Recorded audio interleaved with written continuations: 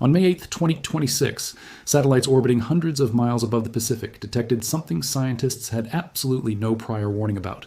Plumes of steam and ash rising from open ocean water north of Papua New Guinea, in a location where no charted volcano was known to exist.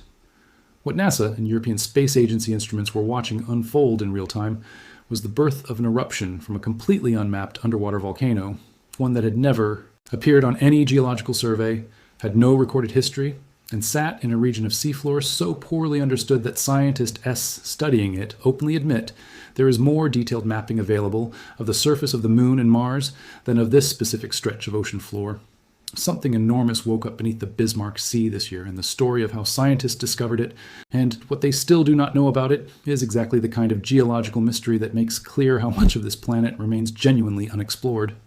The eruption began roughly 130 kilometers southeast of Manus Island in the central Bismarck Sea, a deep body of water sitting north of the Papua New Guinea mainland between the islands of New Britai N and the Bismarck Archipelago.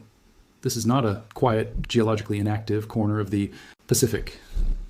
The Bismarck Sea sits atop one of the most tectonically complicated regions on the entire planet, a seafloor riddled with faults, active spreading centers, subduction zones, and volcanic ridges, all interacting in ways that scientists are still working to fully map out, even in areas that have received far more attention than the specific site where this new eruption emerged.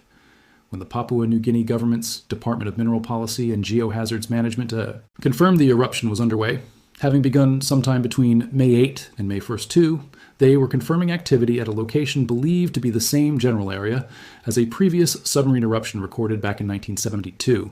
suggesting this stretch of ocean floor has a history of periodic volcanic unrest that had simply never been documented in enough detail to draw a clear connection until now. If you're finding this as fascinating as I did digging into it, do me a favor and hit that like button. It genuinely helps this channel grow.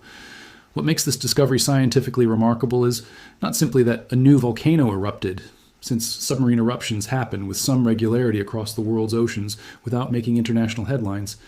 It is that satellites captured the entire event unfolding with enough clarity to actually study the volcano's growth in real time, something that almost never happens for deep-sea eruptions, precisely because so few of them occur in locations monitored closely enough or in shallow enough water to produce a visible surface signature. Landsat 9 imagery captured by NASA's Operational Land Imager on May 11th, just 3 days after the eruption began, showed closely spaced volcanic plumes rising from what researchers described as a growing underwater volcanic platform, already visibly expanding above the surrounding seafloor. A false color infrared version of that same image emphasized the thermal signature of the eruption, confirming that genuinely hot volcanic material was actively being expelled rather than simply venting gas or steam from a dormant feature. The European Space Agency's Copernicus Sentinel-2 satellite provided additional confirmation on May 22nd, capturing imagery that revealed distinctive water discoloration patterns scientists used to interpret volcanic activity from orbit.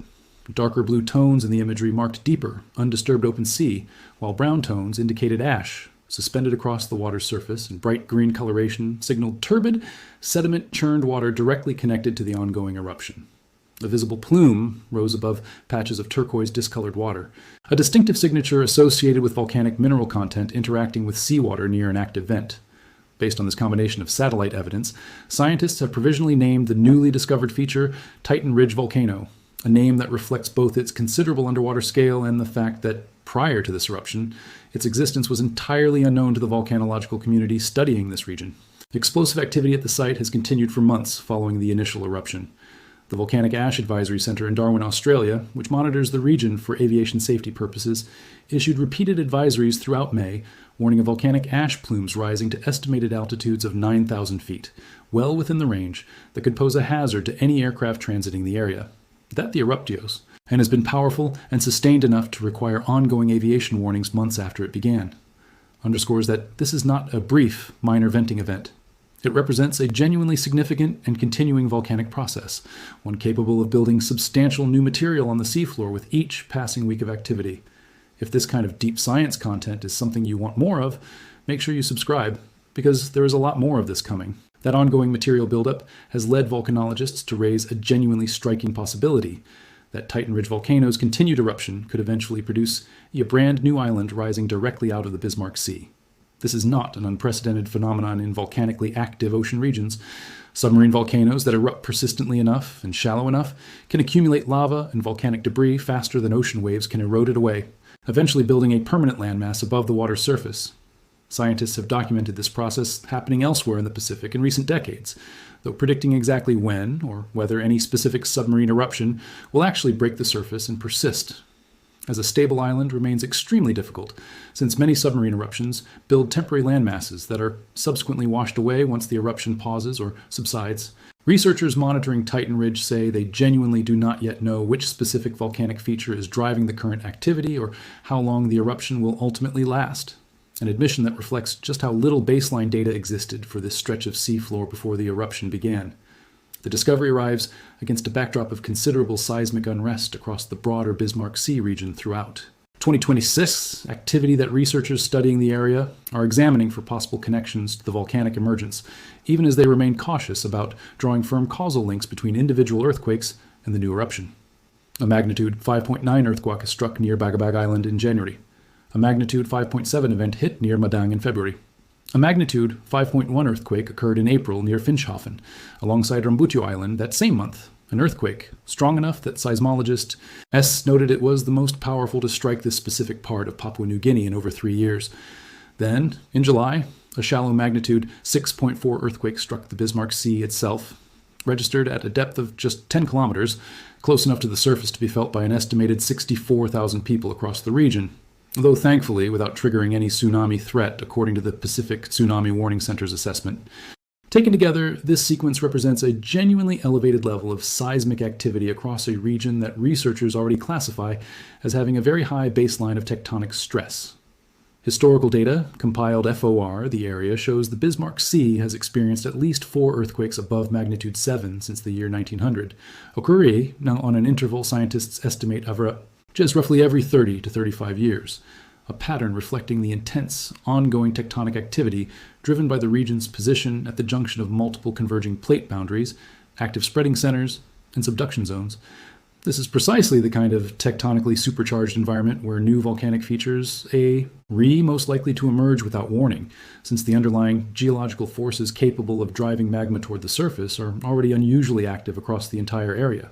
Understanding why this specific region has remained so poorly mapped despite its clear geological significance comes down to a combination of remoteness, depth, and the sheer technical difficulty of surveying complex underwater terrain. High resolution, sonar mapping. The primary tool scientists use to chart deep ocean floor features in detail becomes considerably more difficult and expensive to deploy in areas with dramatic depth changes, active faulting, and rugged volcanic topography, exactly the conditions present across the central Bismarck Sea. Researchers studying the region have been candid about the gap this creates in scientific understanding, acknowledging that entire volcanic features capable of producing eruptions visible from orbit can exist for years, decades, or longer without ever being formally documented, simply because nobody has had the resources or the specific reason to survey that particular patch of remote, deep ocean floor in sufficient detail. For the coastal communities of Papua New Guinea and the broader Bismarck archipelago, the practical hazards associated with an eruption like this extend beyond the immediate volcanic activity itself. Ongoing ash plumes create direct risks to aviation traffic transiting the region, a concern significant enough that Darwin's Volcanic Ash Advisory Center has maintained active monitoring and advisory issuance for months since the eruption began. The combination of active volcanism and an elevated regional earthquake pattern also raises standard concerns familiar to any tectonically active coastal region, including the potential for localized tsunami generation, should a sufficiently large or shallow earthquake strike near vulnerable coastlines, even though the individual events recorded so far this year have not triggered formal tsunami warnings according to Pacific monitoring authorities. Papua New Guinea's own geohazards management authorities continue tracking the situation directly, coordinating with international monitoring bodies to interpret satellite data and assess how the eruption is evolving over time. What makes the discovery of Titan Ridge Volcano resonate beyond its immediate regional significance is the broader reminder it offers about the state of scientific knowledge regarding Earth's own ocean floor. Despite decades of satellite surveillance, seismic monitoring networks, and increasingly sophisticated remote sensing technology, an entirely unknown volcano was able to begin erupting, build a visible platform above the seafloor, and generate ash plumes reaching commercial flight altitudes, all without a single prior indication that this specific feature even existed.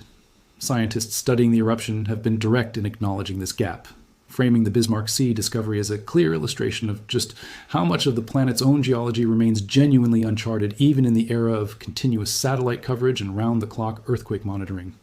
As researchers continue tracking Titan Ridge's ongoing activity and work to determine whether its eruption will ultimately produce a lasting new island or simply subside back beneath the waves, the event stands as a striking reminder that Earth's deep oceans continue to hold discoveries capable of surprising even the scientists whose job it is to watch for exactly this kind of activity. The comparison scientists studying the Bismarck Sea eruption keep returning to involves other recent instances of submarine volcanoes unexpectedly breaking the ocean surface across the Pacific, events that offer useful context for understanding what could plausibly happen next at Titan Ridge. In several documented cases elsewhere in the region, persistent submarine eruptions have built temporary volcanic islands that initially appeared stable, only to be gradually eroded away by wave action within months or a few years,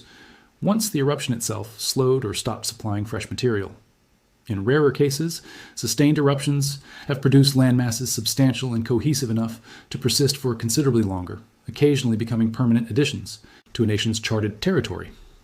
Which outcome Titan Ridge ultimately produces depends heavily on factors that remain genuinely uncertain right now, including how long the current eruption phase continues, how much material it deposits relative to the erosive power of the surrounding ocean currents and D-wave action, and whether the magma supply feeding the eruption is connected to a deep, long-lived source capable of sustaining activity for years, or a smaller, more transient pocket likely to exhaust itself relatively quickly.